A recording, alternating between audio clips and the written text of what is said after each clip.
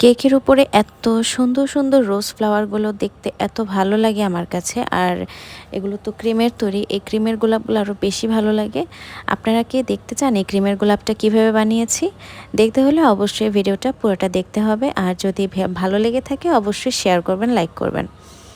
আচ্ছা, তো এটার জন্য আমি এখানে 124 নাম্বার নজল নিয়েছি, সরি 224 নজল। এখন এটা প্রথমে আমি একটা বেস বানিয়ে নিচ্ছি।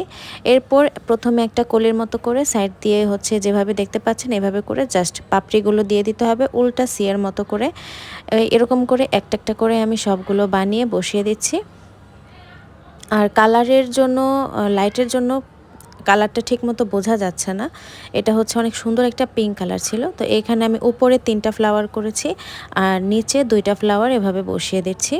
কেকটা কিন্তু সামনাসামনি খুবই সুন্দর লাগছিল। আর ক্রিমের ফ্লাওয়ারগুলো কেকে দেখতে খুবই ভালো লাগে।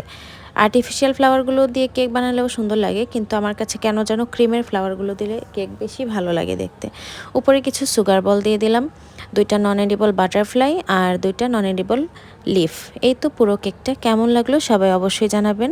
আজকে এ পর্যন্তই, সবাই ভালো থাকবেন। আল্লাহ হাফেজ।